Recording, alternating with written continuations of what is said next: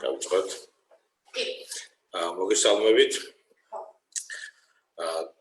დღევანდელი ჩვენი ასე ვთქვათ ონლაინ ლექცია ეძღვნება პოსტპანდემიურ პერიოდს. რეალურად პანდემია გრძელდება, მაგრამ მსოფლიოში თუმცა ის შეზღუდვები და каранტინა და იზოლაციური მომენტები გამოიხსნა და ახლა არის ის პერიოდი, როდესაც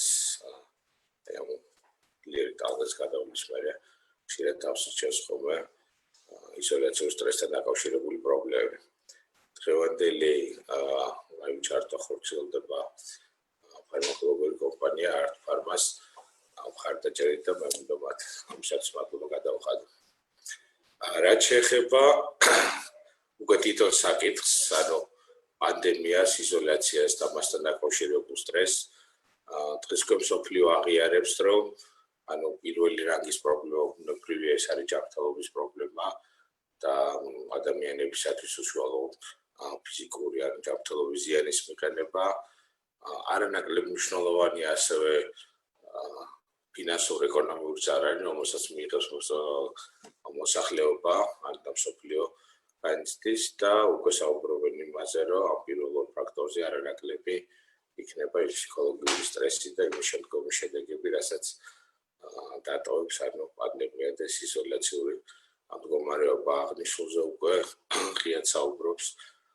და აფიქსირებს თავის საექსპერტო მოსაზრებას, როგორც გაეროს ჯანმრთელობის დაცვის მიმართულებით ორგანიზაცია, ასევე მსოფლიო ფსიქიატრთა ასოციაცია, მსოფლიო ჯანდაცვის ორგანიზაცია და ასე შემდეგ. რაც შეეხება ჩვენს კონკრეტულ თემას, სანამ გადავიდოდეთ ანტიდეპრესანტების როლზე პოსტპანდემიურ პერიოდში, ანუ სტრესთან მიმართებაში, მის როლზე, მის გამოყენებას და ასე შემდეგ, მე მინდა ზოგადად ასე ვთქვათ, შესავლის სახით თქვა თუ რა ზიანი და რა ფაქტორები და რა მექანიზმები მოაქვს პანდემიას და იზოლაციას. ანუ ზოგადად პანდემია შეიძლება ვისაუბროთ როგორც სტრესზე, პირველ რიგში მომენტით, როდესაც ადამიანებს აქვს დაავადების და შესაბამისად როდესაც დაავადება ითვლება, რომ არ არსებობს მის სამკურნალო წამოს საშუალება და შესაძლებელია, რომ მომაკვდინებელი იყოს და შევხედავთ, რომ ეს პროცენტი სიკვდილიანობის არც თუ ისე დაბალია მთელ მსოფლიოში, საპენირო ჩვენთან ასეთი მაღალი არ არის. ადამიანები განიცდიან სტრესს, იმიტომ რომ ისინი თავის თავზე ან თავის ოჯახის წევრებზე ან ახლობელ ადამიანებზე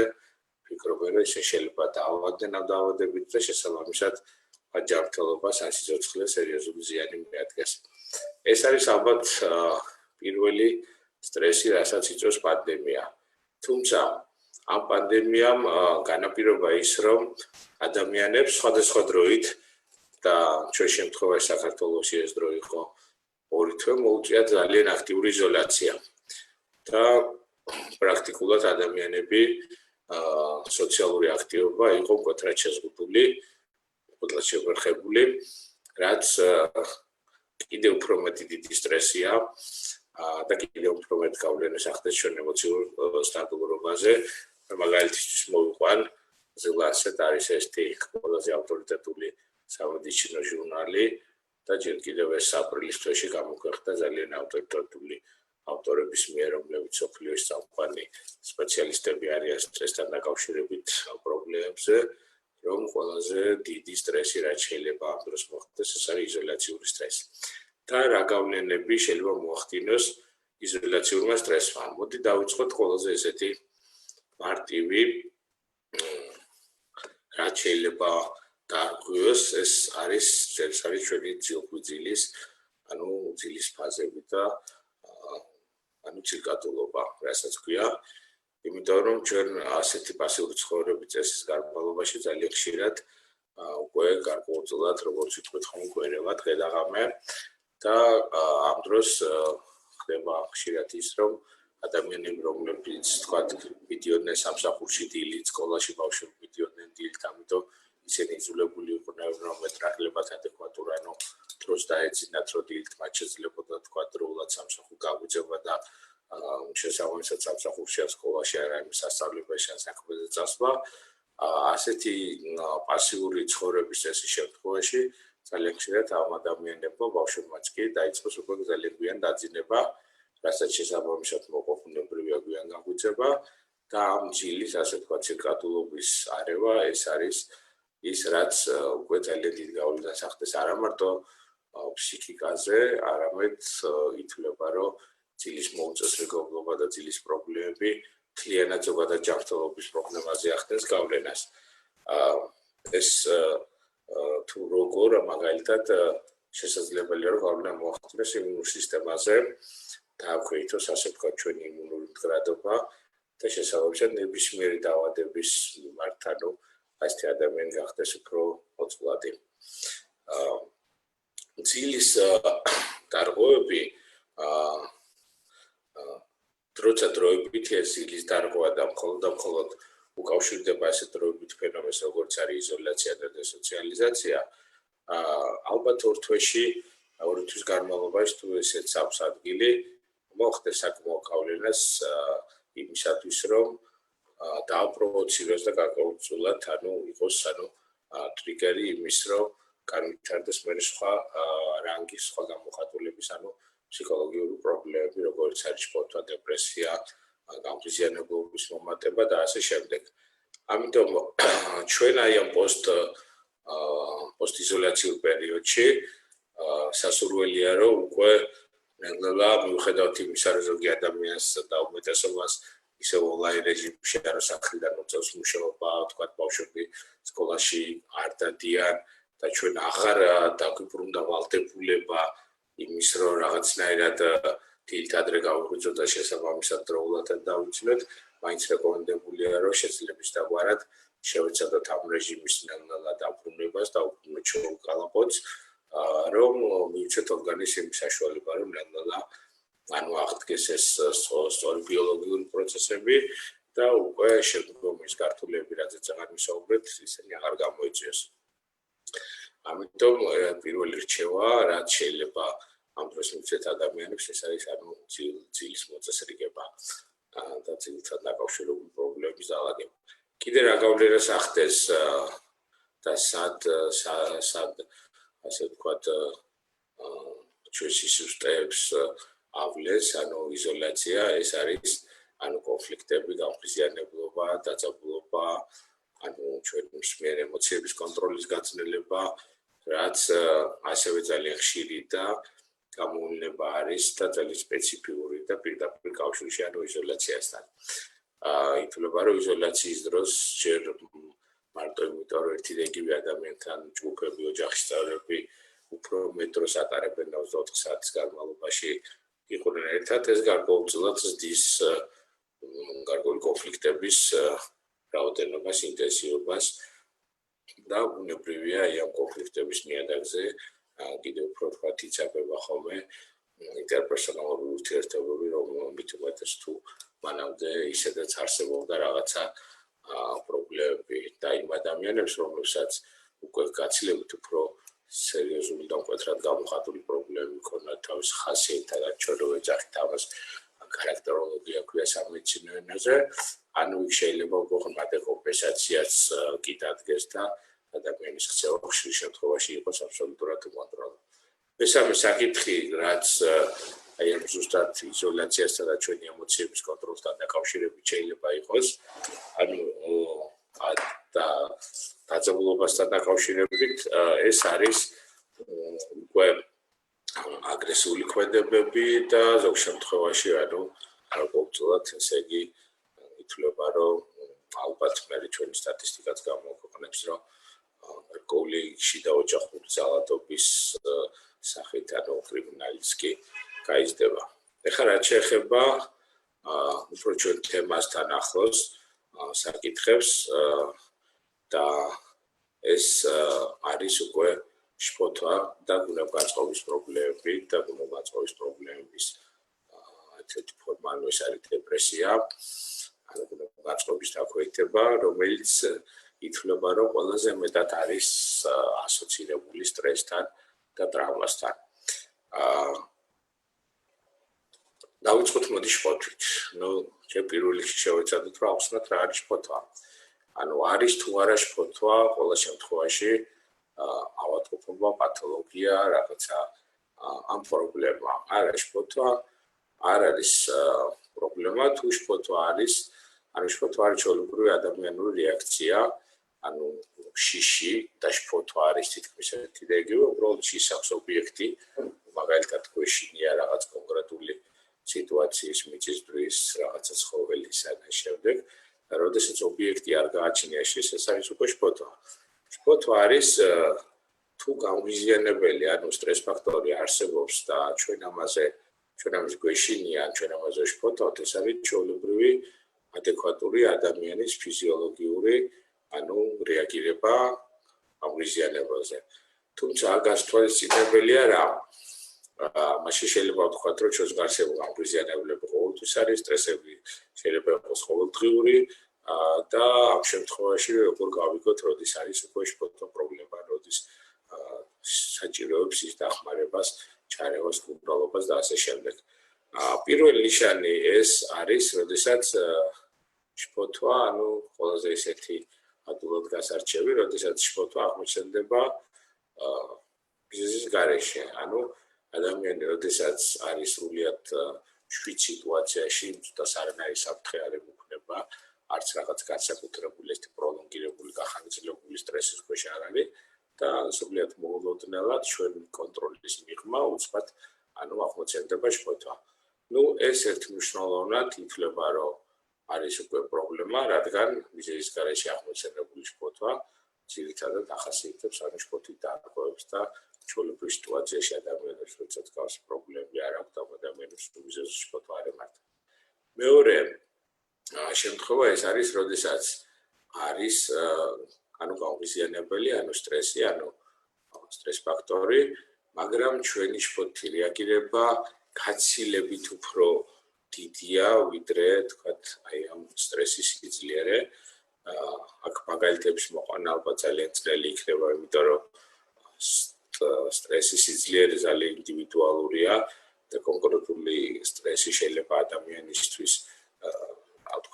რაღაცა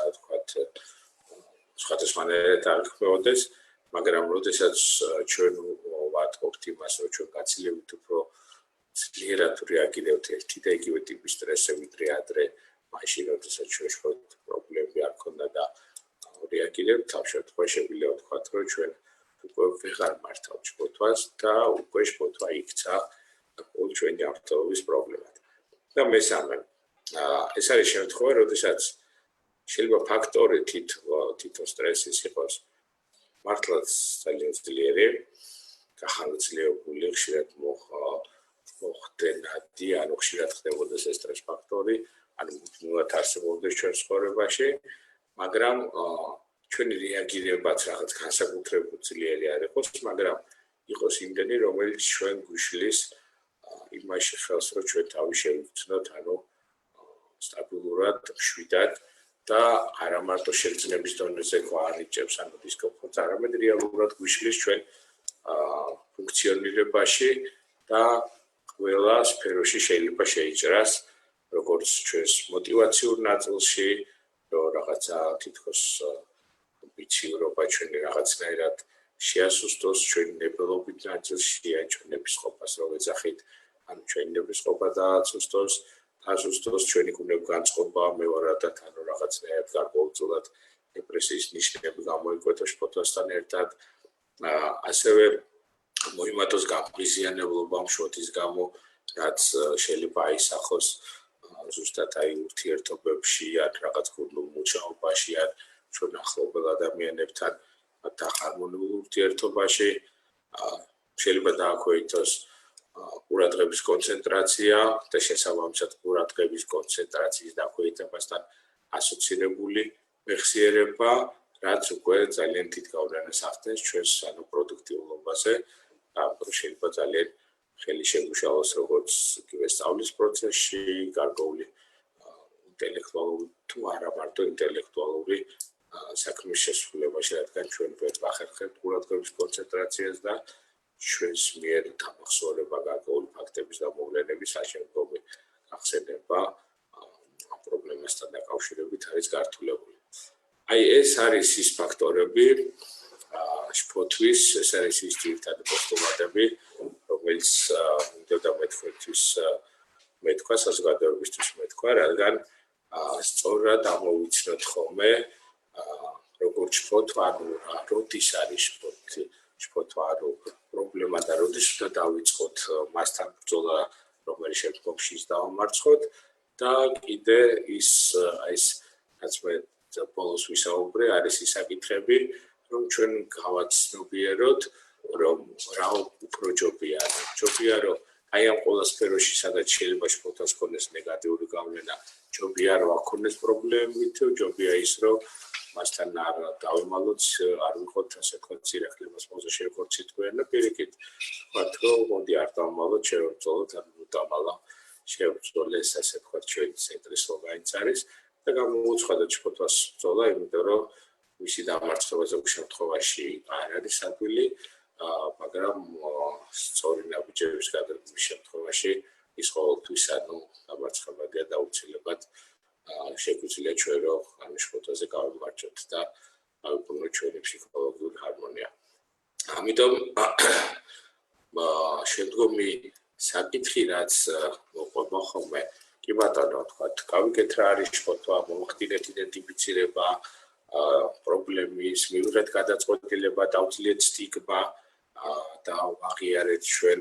რომ გვინდა გვაქვს ეს პრობლემა და გადავდგით ნაბიჯი, რომ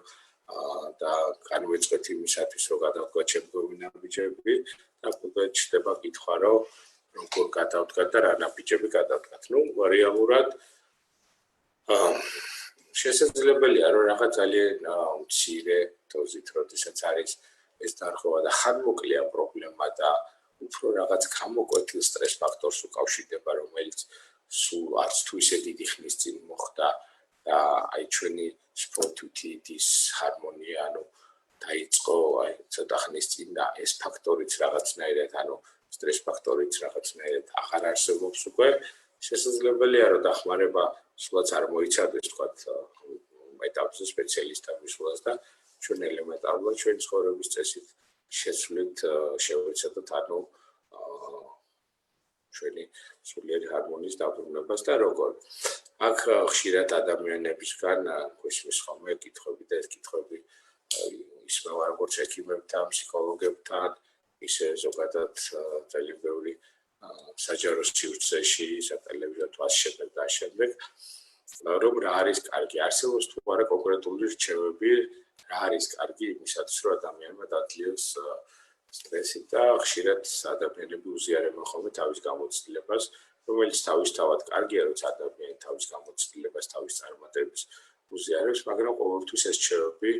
შეიძლება ერთ ადამიანისთვის ეს მოერგო, ასე თქვა და დაეხმარა, თუმცა ბევრი ადამიანისთვის არც თუ ისე, ასე თქვათ, პროდუქტიული იყოს. მაინც ითვლება, რომ ეს არის აქტივობის გაზრდა და ჩვენი ინტერესების და ამ ინტერესების, ინტერესი მარტო ის კი არა, რაღაც ინტერესი ვაქვს, არამედ მათი რეალიზება, ქმედება, როდესაც განმახორციელებდა ჩვენი ინტერესებს, ასე თქვათ, ვაყოფილებთ და ამას აქტივობებში გადავზდით, ეს არის ერთ-ერთი მნიშვნელოვანი ფაქტორი, რომ ჩვენ დავძლიოთ ჩვენი, დავძლიოთ სტრესი, მოდი ასე ვთქვათ რა. და აქ შეგვიძლია ძალიან ბევრი მიმართულებით დავყოთ. ეს არის სოციალური აქტივობის გაზრდა, მაგალითად რაღაც ერთი ტიპის სოციალური აქტივობით თუ არ დაკავებული, შეგვიძლია ასე ვთქვათ შევცვალოთ და დავუმატოთ მას და უფრო მრავალფეროვანი იყოს. ასევე ძალიან მნიშვნელოვანია,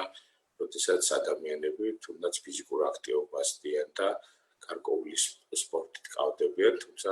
ბევრისთვის სპორტი არის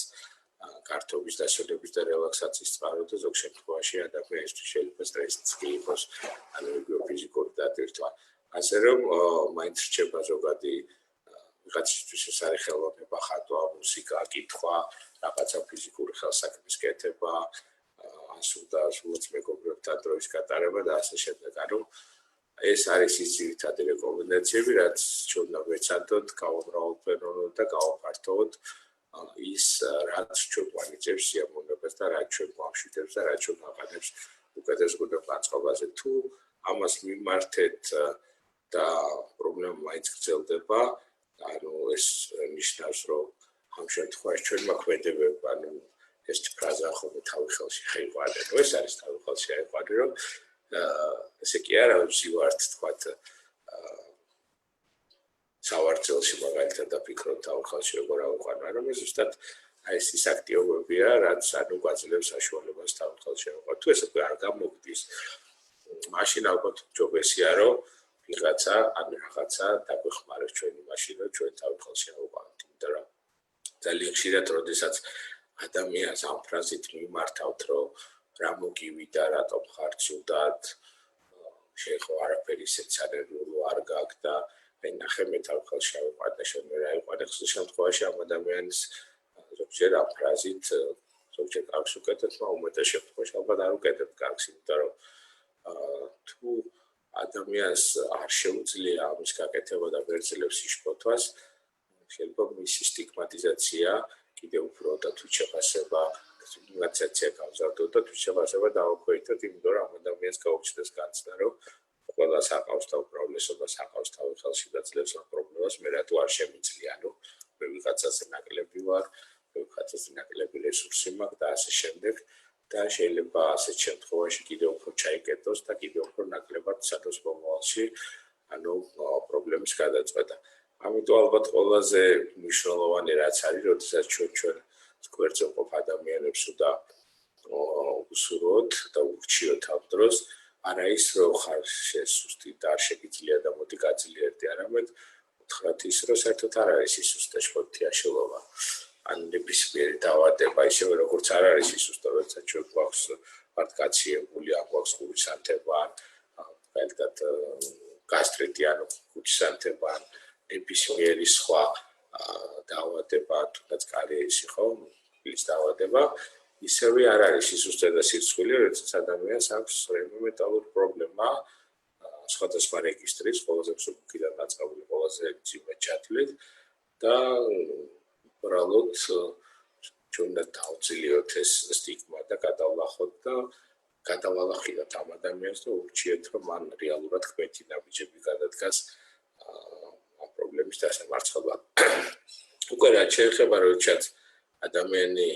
გადაწყვეტს, რომ იმართო სპეციალისტს, ანუ აქ ალბათ არის სწორი და ალბათ ყველაზე სწორი, ნებისმიერ ექიმ შეიძლება ადამიანი მიმართოს ნებისმიერ ჯანმრთელობის პრობლემას, იმიტომ შეიძლება მე ექიმმა რაღაცა შეაფასოს და გადაამისალმართოს სხვა სპეციალისტთან, მაგრამ ითვლება, რომ ესეა, რომ ანუ ნერვული პრობლემების, ფსიქოლოგიური პრობლემების ის გუნალი ექიმები და გუნალი ადამიანები, ესენი არიან ფსიქოთერაპევტები და ესენი არიან ფსიქიატრები, ანუ ექიმები. ფსიქოთერაპევტი, როგორც წესი კი არა, ექიმი არ არის და ძირითად შემთხვევაში ანუ ეს არამედიკამენტოზურად ეხმარება ადამიანს. ნუ როდის რომელს უნდა მიმართოთ, ამ კითხვაზეც ესეთი ძალიან მარტივი პასუხი არ არსებობს, ანუ ამბობ ხოლმე რა სულ შემთხვევაში მიმართოთ თქვათ ფსიქოლოგს ამ პირიქით, ალბათ ესეც სწორი არ არის, იმიტომ რომ შეიძლება ჩვენ წინასწარ არ ვიცით რამდენად სუბუქია პრობლემა, რამდენად ძიმეა, იმიტომ რომ შეიძლება პრობლემა ერთ შეხედვით ჩადეს სუბუქი და გამოვლინება არ იყოს თითქოს მძიმე, მაგრამ თავისი მიმდინარეობით იყოს მძიმე, მაგალითად ან ქრონიზაციის გამოდრეკილი, ანუ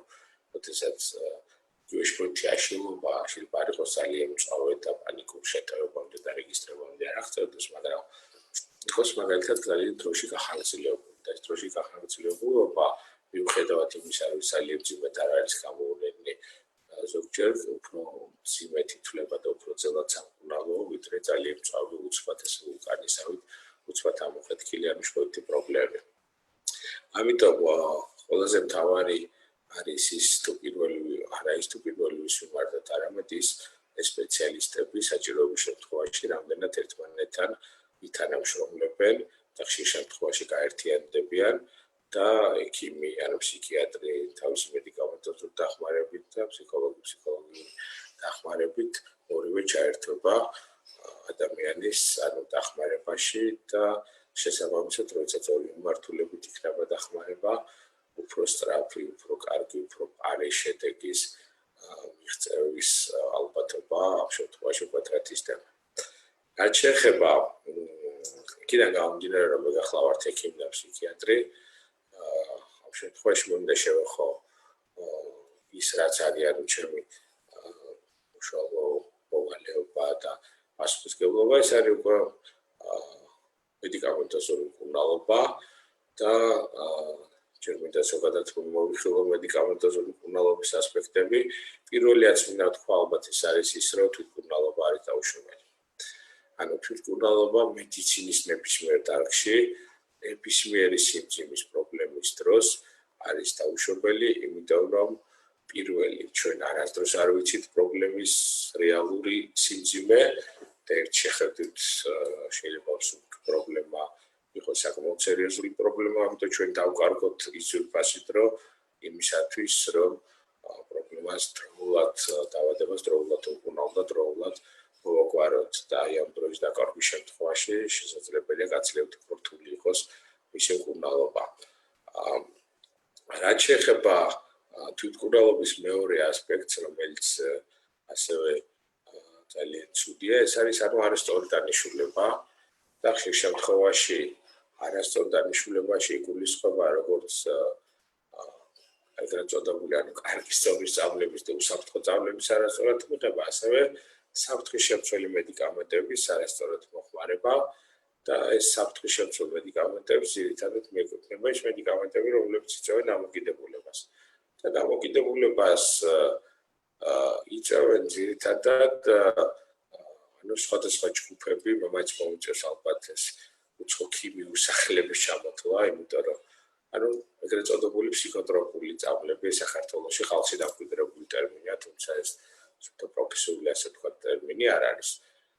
ის მედიკამენტები, რომლებიც სპეცკონტროლ დაქვემდებარებულია და სპეციალურად საქართველოს კანონმდებლობა ამას იცავს, რომ არ მოხდეს მასიური მოხმარება ადამიანების მიერ არასწორად და ისეთი სპეციალურ აფთიაქებში იყიდება. ეს არის ძირითადად ბენზოდიაზეპინების ჯგუფის პრეპარატები. ეს არის საძილე მედიკამენტების ძალიან დიდი უმეტესობა და ეგრეთ წოდებული დამამშვიდებელი წამლები, როდესაც ადამიანები ეძახიან და ზოგ შემთხვევაში ეს ერთი შეხედვით უსაფრთხო მედიკამენტები, რომ თითქოს ეს არის თქვა სცენარიული ალახი და ასე შემდეგ, შეიძლება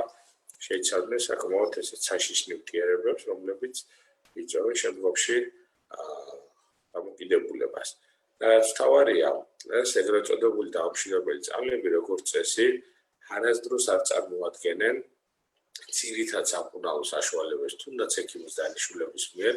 რამე თუ მათ არ აქვს სამკურნალო ეფექტი. მათ აქვთ მხოლოდ და მხოლოდ დროებით წამლის მოქმედების პერიოდში და ეს მოქმედების პერიოდი იყოს შეიძლება იყოს 2-3 საათი და შეიძლება იყოს 12-24 საათი, მხოლოდ და მხოლოდ ამ პერიოდში ეგრეთ წოდებული აქსიოლიზური, შფოთვის მოხსნელი ასედატიური, დამამშვიდებელი და საძილე მოქმედება. და როდესაც ეს წამლები ორგანიზმიდან გამოდიან, დაახლოებით იგივე მოქმედება აქვს და გადაუხო მაგალითად ალკოჰოლს ან ზოგიერთ ნარკოტიკულ და ფსიქოაქტიურ საშუალებას, ხო ესე? ისინი თითქოს ხმამშვიდებენ, კარგ ხასიათზე გვაყენებენ, უხსნიან ეგრეთ წოდებულ სტრესს, მაგრამ ეს ხდება დროებით, მხოლოდ და მხოლოდ იმ დროს, როდესაც ეს ნივთიერება ორგანიზმში აქტიურად არის და მას შემდეგ რაც ეს ნივთიერებები ტოვებენ, ჩვენი ორგანიზმი უბრუნდება არა იმ ნორმას, რომელიც მანამდე ვიყავით. ხშირ შემთხვევაში ამ ნივთიერებების ხანგრძლივი ხმარებისას რეალურად ჩვენი მდგომარეობა სულ უფრო და უფრო მძიმდება. მეორე ცუდი რაც ასე ვთქვათ, შეიძლება ვთქვათ, რომ მედიკამენტების მოხმარებას ახასიათებს, რომელიც დამოკიდებულებას იწვევს. ეს არის მათზე როგორც ფსიქოლოგიური, ასევე ქიმიური, ფიზიკური დამოკიდებულების გაჩენა და რას გულისხმობს ფიზიკური დამოკიდებულება. ფიზიკურ დამოკიდებულებაში არის რამოდენიმე კომპონენტი, მაგრამ ერთი არის ყველაზე მნიშვნელოვანი, რაც ზუსტად ამ ჩვენ ამბობთ რომ რაღაცნაირად კიდევ უფრო ჭაობში სიღრმეში ჩამიყვანს ეს მედიკამენტები, აი ამას იწვევს. ეს არის ანუ დოზის რეზისტენტობა. ანუ დღეს ჩვენ თუ ეგრეთ წოდებული დაუმშვიდებელი წამალი პირობითად გვჭირდება რაღაც ერთი-ერთეული სახით და ის გვამშვიდებს და რაღაცნაირად თავის საქმეს თითქოს აკეთებს. გარკვეული დროის გასვლის მერე გვჭირდება უფრო და უფრო მეტი, შემდგომ 2 ერთეული, 3 ერთეული, 4 ერთეული მილიგრამი პირობითად 5 მილიგრამი და ეს რეალურად არასდროს არ თავდება. და იგივე ეფექტის მისაღებად მუდმივად ადამიანები ასეთი მედიკამენტის მოხმარებისას არიან იზოლებული, რომ უფრო და უფრო მეტი მიიღონ. და აი აქ არის ზუსტად ის მანკიერი წრე, როდესაც აი ჭაობში თითქოს ითრევს ეს წამალი ადამიანს და ვერასდროს და რაც უფრო მეტი დრო გადის და რაც უფრო დიდი რაოდენობით და ხანგრძლივად და დიდი დოზით მოყვარს ამ მედიკამენტებს ადამიანი, მით უფრო მეტად მერე ძნელი ხდება ადამიანის ხუმრობა, იმიტომ რომ უკვე ერთ პრობლემას, რომელიც მანამდე არსებობდა დეპრესიის, ფსიქიატრიის თუ სხვა ტიპის პრობლემების სახით, უკვე ემატება მეორე არანაკლებ თუ არა უფრო დიდი პრობლემა, რასაც ქვია უკვე ფსიქოტროპულ, ნარკოტიკულ თუ ფსიქოაქტიურ ნივთიერებებზე დამოკიდებულება. ეხლა რაც შეეხება აი ამდენი აი ამ ტიპის საუბრის მერე, როდესაც მედიკამენტებს ძირითადად ნეგატივ საუბრობდით და ვამბობდით და ვაფრთხილებთ სპეციალისტები არ მიიღოთ თვითნებურად, არ გახდეთ დამოკიდებული წარმოებზე, მაშინ ჩდება ესეთი კითხვა, აბა რა არის გამოსავალი. არსებობს თუ არა ესეთი მედიკამენტები, რომლებიც დამოკიდებულებას არ იწვევენ და აქვთ საკურნალო ეფექტით და მათი მოხმარება არის ასრულიად უსაფრთხო, ძალიან უსაფრთხო. რა თქმა უნდა არის და ითვლება, რომ ძირითადი წამალი და ერთადერთი პრინციპში ალტერნატივა შფოთვითი აშლილობის თვის, ანუ ეს სამკურნალო საშუალებაზე საუბარი და არადროებით დამშვიდობაზე და დროებით გაყუჩებაზე არის მხოლოდ ანუ ერთი ჯგუფი მედიკამენტებს, ეს არის ძალიან დიდი ჯგუფი და უამრავ ჯგუფი შეიცავს, ეს არის ანტიდეპრესანტები, რომელმაც დაწყებული ანუ 60-იანი წლებიდან ანუ ძალიან ბევრი ეტაპი გამოიარა და პირველად არსებული ანუ ტრიციკლური და ეგრეთ წოდებული მაუს ინჰიბიტორებიდან მოვიდა უკვე ძალიან კომფორტულ, დახვეწილ, უსაფრთხო და კიდევ უფრო მაღალ ეფექტურ მედიკამენტებამდე. თუმცა თვითონ აი სახელი ანუ რადგანაც პირველად ამ ჯგუფის პრეპარატები შეიქმნა ძირითადად დეპრესიის სამკურნალო და ისინი მოწოდებული იყო როგორც ხოლმე დეპრესიის სამკურნალო მედიკამენტები, ამიტომ შემორჩა ეს სახელი. რეალურად ანტიდეპრესანტები ეს არ არის ის ჯგუფი, რომელიც გამოიყენება მხოლოდ დეპრესიის სამკურნალოდ, არა. ანტიდეპრესანტები არის ძირითადი სამკურნალო საშუალება შფოთვითი პრობლემების დროს, დეპრესიული პრობლემების დროს, არის ესეთი აკვიატებულ მდგომარეობათა ნევროზი, ანუ ობსესიურ-კომპულსიური აშლილობა და ბევრი სხვა დაავადებაში, როგორც არაძირითადი, მაგრამ დამხმარე პრეპარატები ნებისმიერი ქრონიკული თუ ძალიან მძიმე დაავადებების დროსაც კი. თუმცა ეს სახელი ანტიდეპრესანტების შემთხვევაში საკმაოდ შემაშინებელია, იმიტომ რომ ალბათ თვითონ დეპრესიაც ადამიანებში ზოგჯერ ასოცირებული არის რაღაცა მძიმე დარღვევასთან, როდესაც ძალიან მოწყენილი ვარ, თუ იმედობა, სუიციდურ აზრებთან, ასე შემდეგ და შესაბამისად ეს მედიკამენტებიც გარკვეულწილად, ასე ვთქვათ, შიშის ასოციაციებს იწვევს ადამიანს. თუმცა რეალურად მათი მოქმედება ჩვენ რო შევხედოთ მათ და შევეცადო, რომ რაც შეიძლება არაპროფესიულ ენაზე გავმარტო. რეალურად ეს მედიკამენტები აკეთებენ იმას, რომ ეგრეთ წოდებულ ანუ ბედნიერების ჰორმონს, სეროტონის, რომელიც ითვლება, რომ სეროტონინი ნეირონებში ან ტვინის უჯრედებში ტვინში ძალიან ანუ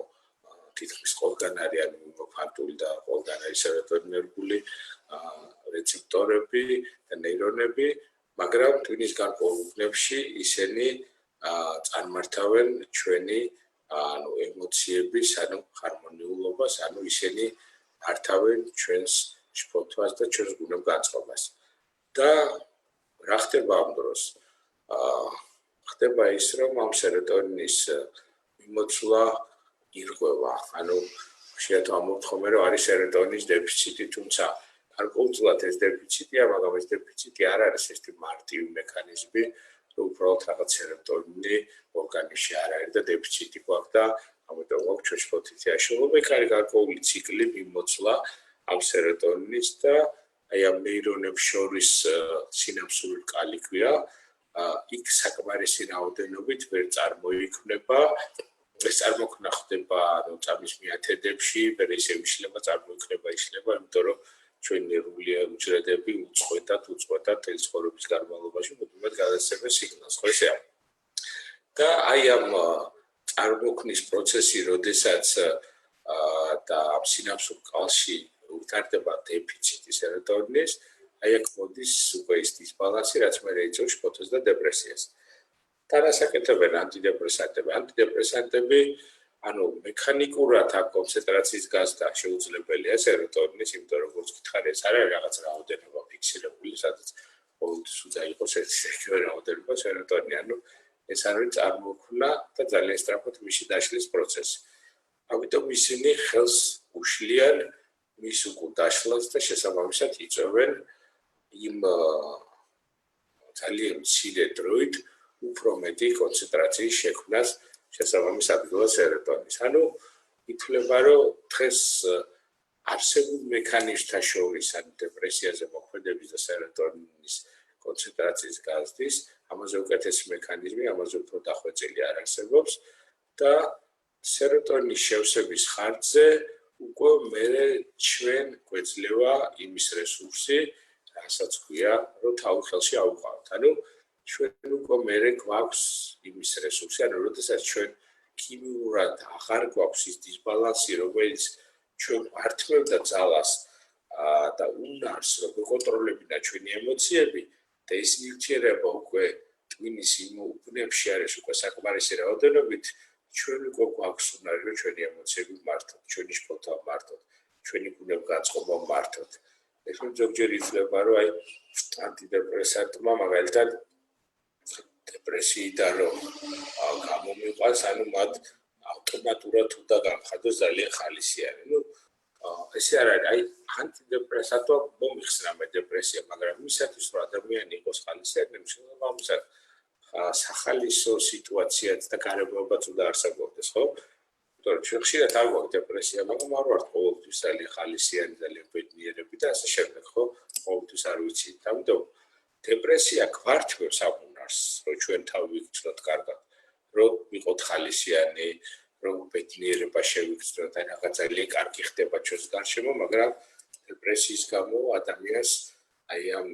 კარგისგან სიამოვნების და სასიამოვნოებისგან სიამოვნების მიღება არ შეუძლია. ამას გვართმევს. ხოლო დახმარება ან უნალობა ამ უნარს გვიბრუნებს და შესაბამისად უკვე მერე ჩვენ როდესაც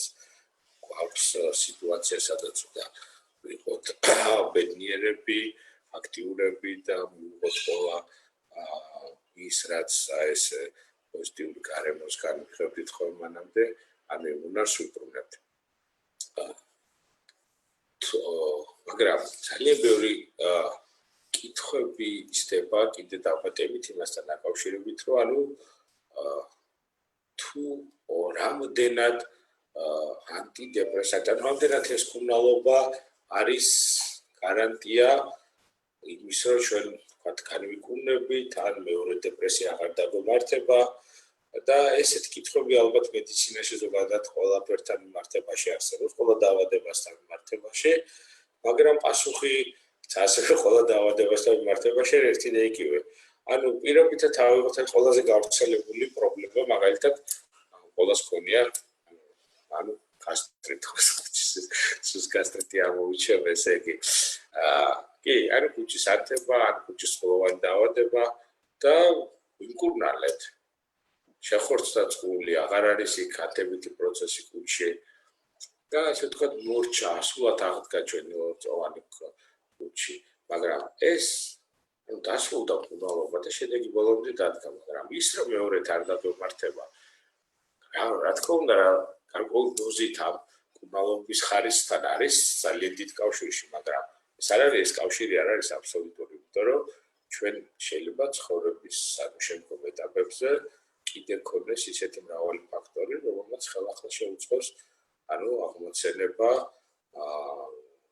და აღმოცენების ხელახლა ის დაავადება. ასევე შფოთიაშლობაც, ასევე დეპრესიაც, რომ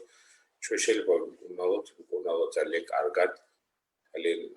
კომფორტულად გადავიტანოთ ეს კურნალობა, გავხდეთ კარგად, შევადარჩუნოთ, გავუყაროთ ეს კურნალობა, მოგხსნათ მედიკამენტები და გარკვეული პერიოდის მერე არავინ არ იცის როდის ეს შეიძლება გავიდეს 20 წელი, შეიძლება 1 წელი ან რამდენიმე თვე ისე პრობლემა დაბრუნდეს. და აი ამ პრობლემის დაბრუნებაში მნიშვნელოვანია არა მარტო გარემო ფაქტორები და გარემო სტრესები, არამედ ჩვენი შინაგანი მიდრეკილებაც და მახასიათებლებიც, იმიტომ რომ მაინც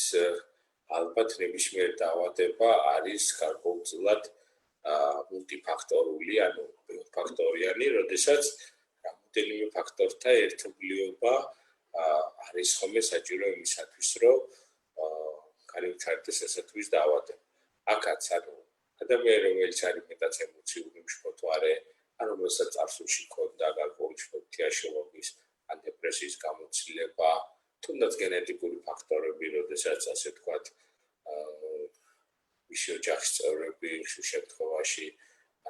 არიან მსგავს პრობლემებს, რა თქმა უნდა, ამ ადამიანებს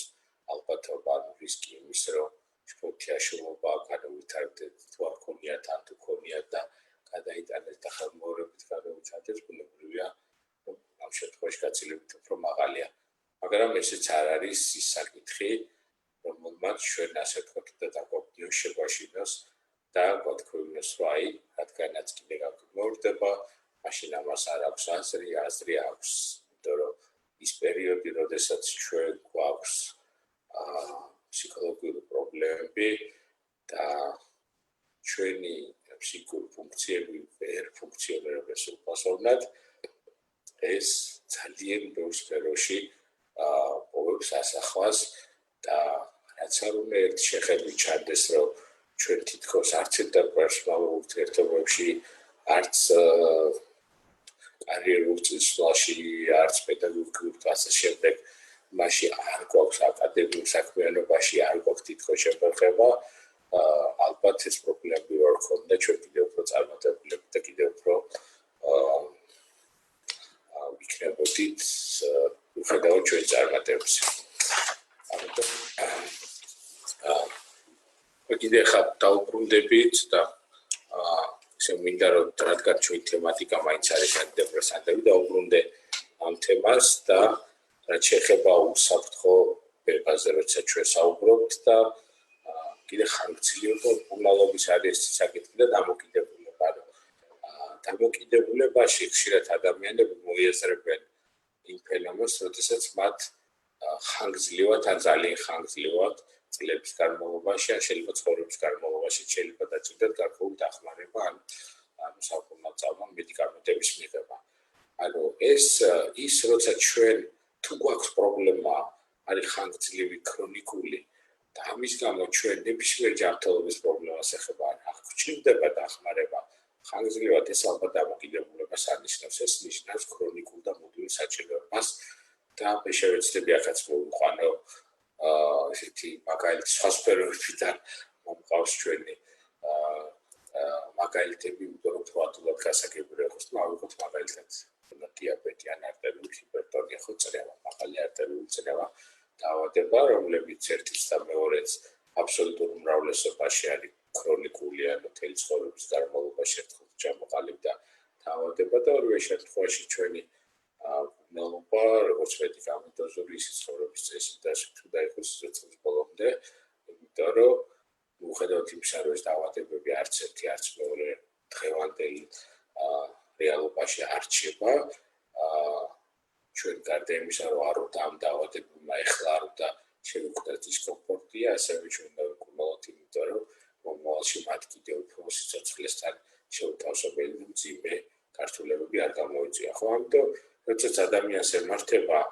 არტერიული ჰიპერტონია, მან უნდა მთელი ცხოვრება სვას, ანუ შესაბამისი ეგრეთ წოდებული წრეების მარეგულირებული, ანუ ანტიდეპრესანტები მედიკამენტები. და ეს არ არის დამოკიდებული. ეს არის ის, რომ ჩვენ გვაქვს ქრონიკული პრობლემა და ჩვენ ქრონიკულად გვჭირდება. ამიტომ შფოთაც რა თქმა უნდა ძალიან ხშირ შემთხვევაში სულაც არ არის ქრონიკული და ამიტომ ეს არნიშნავს ამ შემთხვევაში ადამიანს დაჭირდება ძალიან ხანგრძლივად მის მოხმარება და ამან ჩვენ არ უნდა შევაშინოს. თუმცა აი ზუსტად ამ შიშმა შეიძლება განაპირობოს ის, რომ დაგამართოს ერთხელ სპორტიაში მეორედ ან ერთხელ დეპრესია მოვიდა და აი ასეთი უკუნალო შემთხვევებთან არასწორი უკუნალობით ან ჭარბად ალკოჰოლის მოხმარებით და კიდე ესეც საინტერესო საკითხია და ალბათ სამკე ერთი დიდი თემა ჩვენს პოლიტიკურ-ნარკოლოგებთან ერთად, იმიტომ რომ ძალიან ხშირად ადამიანები გარკვეულ დამოკიდებულები ან ალკოჰოლ დამოკიდებულები ხდებიან, იმიტომ რომ რეალურად მათ აქვთ ფსიქოლოგიური პრობლემები, მათ აქვთ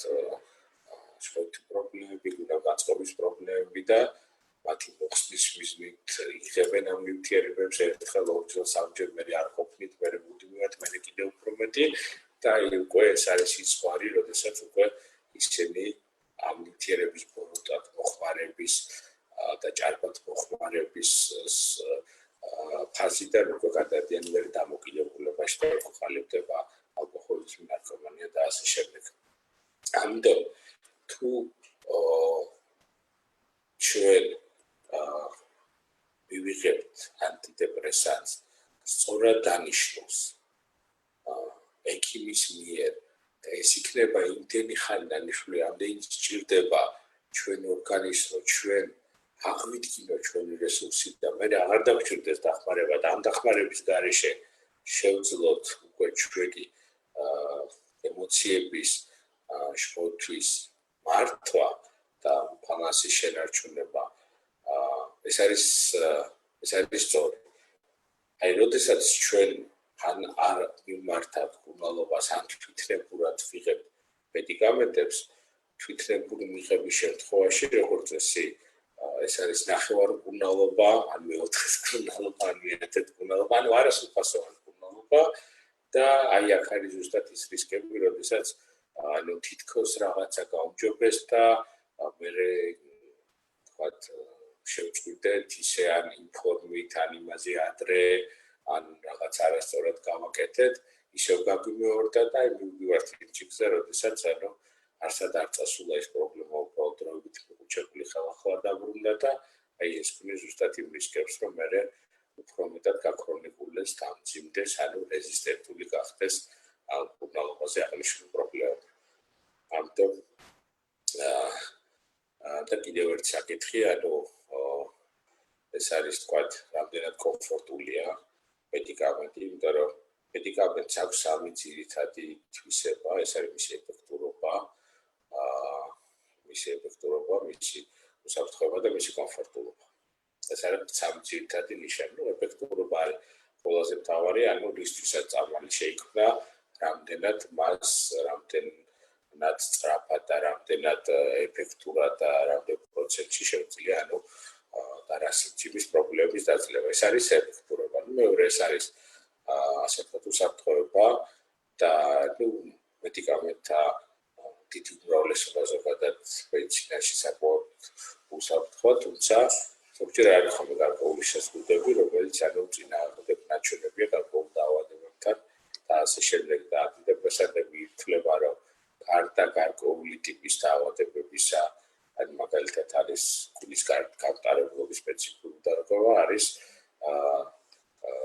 ხარ არის უსაფრთხო და ძალიან სპეციფურად დაინიშნონ, სხვა შემთხვევაში ისინი ძალიან უსაფრთხო მედიკამენტები და მესამე არის კომფორტულობა და ამ კომფორტულობის მხრივ ეს ჯგუფები თანამედროვე ანტიდეპრესანტის ეს სეროტონინერგული განსაკუთრებით მაღალი კომფორტულობით გამოირჩევიან და მათი სწორი დოზირების, სწორი ტიტრაციის, როდესაც არ მოხდება მათი ჭარბად დანიშვნა ერთიანად, ანუ დოზების ან თავიდანვე ძალიან სქემი დაინიშნება, რომ ნელ-ნელა მოხდეს ადაპტაციაში, შესაბამისად მოხდეს სწორად მათი მიღება დღის განმავლობაში და ასევე კურნალობის დასასრულისთვის მათი მოხსნა, ანუ მათი არის ასე ვთქვათ ძალიან მაღალი და რეალურად ადამიანებს გარდა იმისა რომ ძირითად პრობლემას უწევენ მათი ეგრეთ წოდებული კრედიტი ეფექტები არის მინიმალური. მოკლედ ეს მინდოდა მეთქვა რაც შეეხება ანტიდეპრესანტების როლზე შფოთი დეპრესიულიაშლობის ხუთამობაში, რომელიც დღევანდელი კონტექსტიდან გამომდინარე ჩვენ შევანახილეთ პოსტპანდემიურ პერიოდში და პოსტიზოლაციურ პერიოდში. რაც შეეხება ესეთი მონოლოგის ხანძრი მონოლოგის მერე მინდა რომ შემოვიდა კითხვები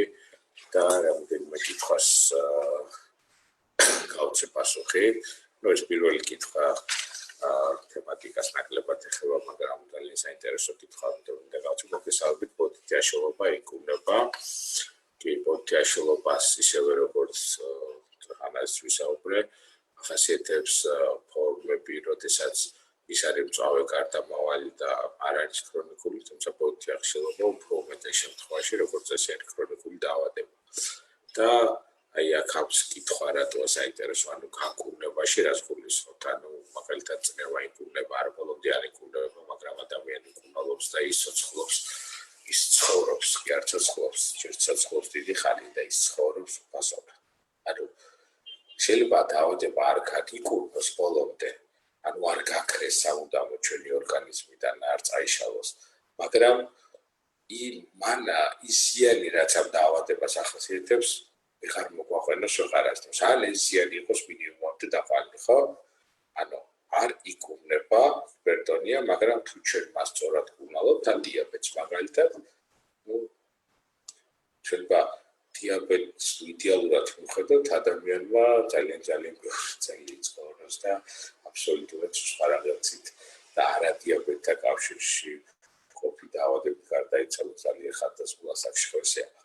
ასევე აქაც თუ ჩვენ ვკურნალობთ სწორად, მათ შორის უკურნებელ დაავადებას, მათ შორის როგორც შეიძლება იყოს პოდიტაშლობა, ადამიანი ცხოვრობს სრულყოფილად, ადამიანებს არ პარანოია, ეს ცნაური აზრები აღარ აწუხებს და ეს ხელს არ უშლის, რომ ის იყოს ასე ვთქვათ სრულიად ადაპტირებული თავის ცხოვრებასთან და გარემოსთან. მეორე კითხვა, რა მიზნით ვიყენებთ კლინიკურ პრაქტიკაში ანტიდეპრესანტს ესიდავოპრამში კომბინაციასთან არბიპრაზოლთან. ესიდავოპრამი არის სეროტონინერგული ანტიდეპრესანტი და ერთ-ერთი ყველაზე კომფორტული, როგორც აღნიშნულ საფრთხო თითქმის ყველა სეროტონინერგულია, მაგრამ ის ერთ-ერთი და ერთადერთი ყველაზე კომფორტული მედიკამენტია, ძალიან ეფექტურად და ინტენსიურად და ძალიან დიდ პროცენტში გამოიყენება შფოთი დეპრესიული აშლობის დროს, რაც შეეხება არიპიპრაზოლს, ეს ძალიან საინტერესო მედიკამენტია, იმიტომ რომ ის ძალიან ხშირად ესციტალოპრამის ანტიდეპრესანტების მოქმედებას, ასე ვთქვათ, უსტავს აძლიერებს, ხვეწავს და ხშირ შემთხვევაში მათი კომბინაციით ზოგიერთი ფორმის დროს რადულად ხდება კონკრეტული შფოთი აშლობის ფორმის ასე ვთქვათ დაძლევა. შემდეგი კითხვა ესე იგი 58 წლის ქალბატონი კლიმაქსის ფონზე დამეწყო ნევროზი და გულის არეში ტკივილი, ვიყავი კონსტატაციაზე კარდიოლოგთან. ამნიშნეს რაღაც ანტიდეპრესანტი არ ვიცი და წავიკითხო თუ არა, აშკარად სიმპტომის მერე. 10 კილოგრამამდე და სუნცინავს სამსახურში ძილიანობის და მათეთერობის პრობლემები მაქვს როგორ მოვიქცია. აქ პაროქსეტეზია საუბარი კონკრეტულ ანტიდეპრესანტზე. რაც შეეხება ანტონის მატებას, ეს არის ერთ-ერთი პრობლემა, რომელიც პრინციპში პირდაპირ და არაპირდაპირ შესაძლებელია დაკავშირებული იყოს ანტიდეპრესანტის მიღებასთან. ძირითადად შეიძლება დაკავშირებული იყოს მათის მატებასთან, შემცირებასთან, გამომატებასთან, იმიტომ რომ როდესაც ჩვენი ფსიქოლოგიური მდგომარეობა იცვლება პირობითად, როდესაც ადამიანს აქვს შფოთვის დროს მატა დაქვეითებული, შფოთას რომ მოხსნის, მატა მოიპატებს შესაბამისად, ასევე შფოთვა ძალიან დიდი რაოდენობით ენერგიის ხარჯვას იწვევს, ამიტომ ჩვენ სპორტაპოვსეთ ენერგიას დაკლებს ხარჯავს და გვეთებული ქონდა პატა და ეხა ისევ დაგვიბრუნდა იგივე საქმეს ვიკავთ უფრო მეტ და თუ ეს არ დავაბალანსეთ და არ მოახდინეთ ჩვენი მიღებული და დამწვარი კალორიების შესაბამისობა შემოყარებულებრივია ყოველ ზონაში. ამიტომ ესეც ალბათ უნდა ექიმმა გარკვეულწილად, როდესაც ეს პრობლემა დადგება, ან თუნდაც მანამდე, როდესაც ჩვენ ვიცით, რომ ეს პრობლემა შეიძლება დადგეს, ალბათ გარკვეული რჩევები უნდა მისცეს თავის კომპეტენციის ფარგლებში და თუ საჭიროა შესაბამის სხვა პროფილის ექიმთან გადაამუშავოთ. იმიტომ რომ შეიძლება იყოს გარკვეული თანახმლები ენდოკრინოლოგიური პრობლემა, ანუ გარკვეული მეტაბოლური პრობლემა, ან სხვადასხვა ორგანიზმის პრობლემა, რომელიც ასევე უნდა იყოს ერთიან კონტექსტში გათვალისწინებული და ერთად მართული. რაც შეეხება ძილიანობას, ანუ სედაცია გარკვეული მეტნაკლებად სხვადასხვა ანტიდეპრესანტს ახასიათებს, ზოგს მეტად, ზოგს ნაკლებად, ზოგს პრაქტიკულად სედაციური კომპონენტი მინიმალური აქვს, ამიტომ აქაც ალბათ შერჩევას ადამიანის ცხოვრების წესიდან გამომდინარე ეს სედაცია ზოგჯერ პირიქით შეიძლება კარგადაც იყოს გამოყენებული, იმიტომ რომ რაღაცა ძილში დაგვეხმაროს, მაგრამ როდესაც ასე ვთქვათ ჩვენ ვართ აქტიური და ანტიდეპრესანტს ვნიშნავთ დღეanud დილით რომ იყოს, მაშინ სასურველია რომ ადამიანს გავითვალისწინოთ მისი ცხოვრების წესი, ეს არის უმნიშვნელოვანესი ფაქტორი. იმიტომ არის რომ დღეს მიუხედავად იმისა, რომ ძალიან წინ წავიდა კომპიუტერული ტექნოლოგიები, ხელოვნური ინტელექტი და ასე შემდეგ, ექიპს ადამიანს ჯერ ეს ვერ ცვლის, იმიტომ რომ მკურნალობა ყოველთვის უნდა იყოს მაქსიმალურად ინდივიდუალური და არა მარტო სიმპტომებზე, სინდრომებზე, დაავადების სიმძიმეზე მორგებული, არამედ ყველა იმ პიროვნულ მახასიათებელზე, ადამიანის ცხოვრების წესზე და სხვა დაავადებებზე და უამრავი ფაქტორი უნდა იყოს გათვალისწინებული. რაც შეეხება ამის კონკრეტულ შემთხვევაზე საუბარი ძნელია, ალბათ გარკვეული ცვლილება არის მის დაავადებას შესაძლებელია მოხდეს, რომ ძილიანობა მოიხსნას. შემდეგ კითხვა გუგაიქება ამ კოვიდის გამო. დავნევროზდი, ახლა მეშინია რომ ამბობენ შემოდგომაზე მეორე ტალღა იქნებაო, ამას უკოშმარებ მესიზმრება. ვიღიძებ გამოფლიანებული და ვეღარ ვიციდებ, რა გავაკეთო. ვერ ვფიქრობ პოზიტიურად. ეს არის ალბათ ის შემთხვევა, როდესაც კონკრეტულმა სტრესმა, პანდემიამ, ჩვენ საუბრობდით, რა ტიპის სტრესები წარმოშვა პანდემიამ, ეს არის ავადობის შიში, დასრულების შიში, გააჩინა და გააღვივა. მანამდე არსებობდა ლატენტურად, ფარულად, თუ საერთოდ არ ჰქონდა ადამიანს, ფაქტია, რომ ახლა ეს უკვე მისთვის პრობლემა იქცა, ისე რომ ამის კოშმარებშიც, სიზმრებშიც კი ადამიანი ამაზე ფიქრობს, რაც შეეხება ვიგვიძებ გაოფლიანებული, ეს ნიშნავს იმას, რომ ვიგვიძებ შფოთვით, ძილის აზებიც დარღვეულია და როგორც ჩანს, სიცრუე შფოთავს მოძრაობს ეს ოქლიანობა, ვეგეტატიური სისტემა ცირთვება, ვეღარ ვიცი რომ გასაგებია, რომ ძილის დარღვევა ძალიან ესეთი სენსიტიური და პირველი ნიშანია და პირველად ზოგჯერ მარტო ძილის დარღვევით გამოვლინდება ხოლმე, რა გავაკეთო, ვფიქრობ პოზიტიურად, ალბათ თუ გავითვალისწინებთ, ეს არ არის ხასიათობრივი ინფორმაცია, რომელიც სულად გვაძლევს ამ ადამიანის პრობლემის შესახებ, ასე ვთქვათ, თქვენ მართავთ კითხვის ავტორს, ალბათ ჩანს, რომ უკვე რაღაცნაირად მართვა მიუხედავად იმისა, რომ შედარებით დაგვაიბედებელი პროგნოზებია ზოგადად და ადამიანთა უმეტესობა უფრო მეტად დამშვიდდა და რაღაცნაირად ისე ოპტიმისტურად განეწყო ამ კოვიდის საფრთხებთან დაკავშირებით და თქვენ შემთხვევაში ეს შიში ძალიან მოგოქრობს და აქტიურია, ალბათ ჯობია უკვე რომ მართოთ ჩემი აზრით სპეციალისტ და ის შესაბამის ჩევას მოგცემთ. სოციალურ გარემო თუ არ გვიწყობს ხელს, მაშინ ანტიდეპრესანტები უნდა მივიღოთ. სოციალურ გარემოში ძალიან ისეთი ის არის ანტიდეპრესანტების სწორი შერჩევისა და დოზირების შემთხვევაში რაოდენობით შედეგი შეიძლება გამოიწვიოს, მაგალითად მეხსიერება და სხვა. ანუ რაც საინტერესო გამიკითხებია. ანუ სოციალური გარემო თუ არ გვიწყობს ხელს, აქ შეიძლება კითხვა დაკონკრეტებული არ არის ორნაირად გავიგოთ. ერთი ის, რომ ანუ სოციალურ ფაქტორებში გულისხმობა, ანუ ეკონომიკური ფაქტორებიც და ანუ არ ვიცი რას გულისხმობ და ეს რაც გულისხმობთ თქვენ კალკულატორმა, ანუ თუ ფინანსურ საკითხებზე რომ არ გვიწყობს ხელს, რომ არ შეგვიძლია მედიკამენტების შეძენა, ვფიქრობ, რომ არსებობს გარკვეულწილად ესე იგი პროექტები, სადაც ადამიანები გარკვეულწილად ფასეულ სერვისებს იღებენ და ალბათ ამ კითხვის ამ ფორმის შემთხვევაში ეს იქნება პასუხი. რაც შეეხება თუ ის გულისხმობა, რომ თქვენ მუდმივად გაქვთ, ანუ გარემო სტრესი, ანუ სოციალური გარემო თქვენთვის მუდმივად სტრესულია და ასეთ რიტორიკულ კითხვას ავახო ხშირად ადამიანები, რომ თუ მაინც სტრესში ვარ, თუ ეს პრობლემა რჩება, წამალი რას მიშველის. რა თქმა უნდა, წამალი პრობლემას ვერ მოგვიგარებს, თუმცა შეიძლება მოგვიგაროს კიდევაც და როგორ. არა პირდაპირ ის, რომ წამალმა რაღაცა პრობლემა მოხსნას, არამედ როდესაც ადამიანი არის ემოციურად გაუწონასწორებელი და უბალანსებელი, მას არ შეუძლია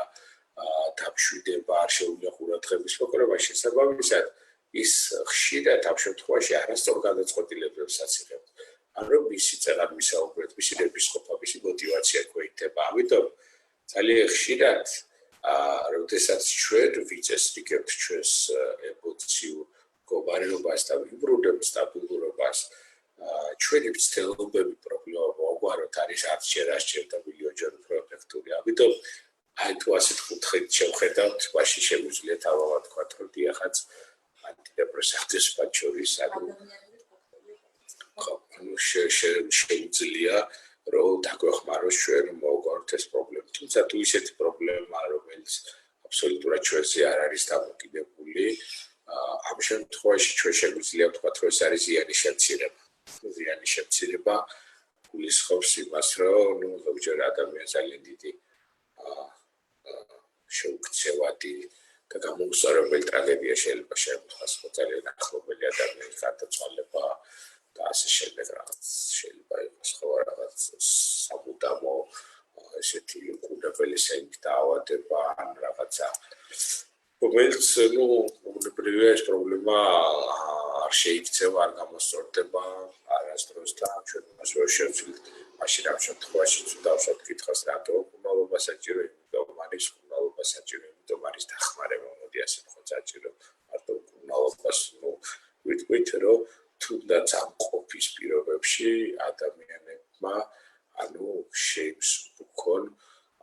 აი ამ ფაქტორით გამოწვეული ანუ სიმძიმე და ის ტვირთი და რაღაცნაირად არა მარტო თავისუფლების შემთხვევაში ჩვენი ემოციური სტაბილურობა არ არის მარტო ჩვენთვის სიკეთე, ხშირ შემთხვევაში ეს არის სიკეთე ჩვენი გარშემო მყოფებისთვის, იმიტომ რომ ჩვენ როცა ვარ ჩვენი გარშემო ადამიანებიც უფრო კომფორტულად გრძნობენ თავს ხოსე. და აქ იყო კითხვა რა შედეგი. ესე იგი იზოლაციის დროს დაიწყო უხაერობა მოხჭობის შეგრძნება, ღამის შიშები და შიშიც მოსგონია რომ აი მე ძალიან ცუდი გჭირს რას მიშევთ დავლიო ანტიდეპრესანტი. ანუ ეს კითხვას მოდიმე გამოვიყენებ იმისთვის რომ თქვა რომ აი ეს უხაერობა მოხჭობის შეგრძნება, წნევის მომატება, ტახიკარდია და პულსის აჩქარება თითქოს ეს გული ჩქარიცხეს და ხტის თითქოს მაშინ თითქოს რაღაცა ფურტიკალში გაგვეჭერდა, რაღაც ხელი დაგვიბუძდა, შეგვამცივნა, სადღაც მოგვიჭირათ, თავზე თითქოს ეს მარწუხების რაღაც მოჭერის შეგრძნება, უცელი აღდგმდა, დიარეა დაგვეწყო ამ პირიქით, ყაბზობა, ანუ შექოლობა განვითარდა. აი ეს ყველა და არა მარტო ეს უამრავი ტიპის ეგრეთ წოდებული, ანუ ვეგეტატიური და სომატური, ანუ ფიზიკური გამოხატულება ახასიათებს შფოთვას. და ძალიან ხშირად შფოთვას შეუძლია ისეთი ტიპის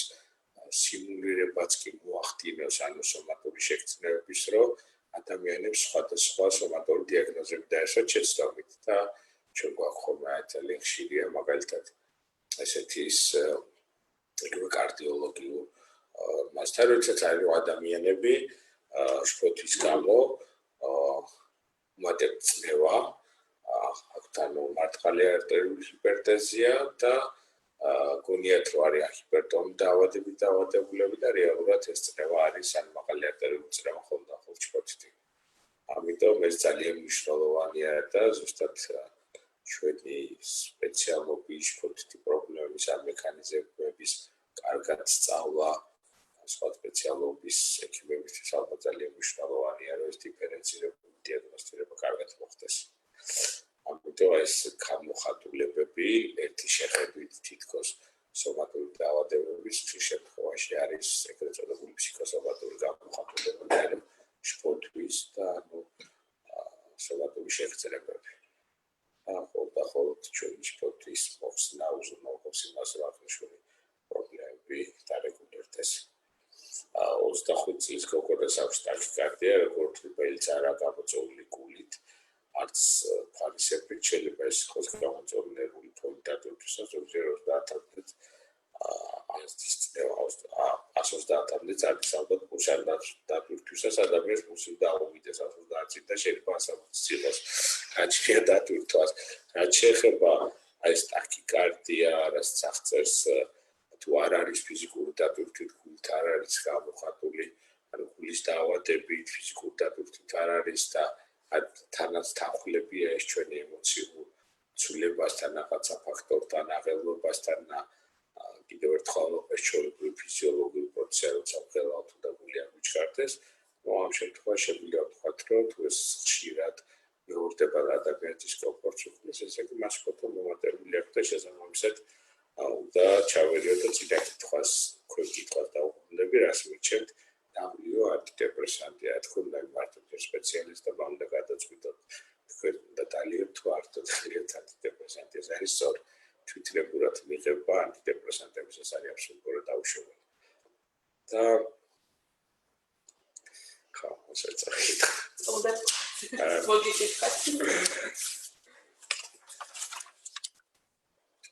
პაციენტი მიხდიდა იქ მადლობას და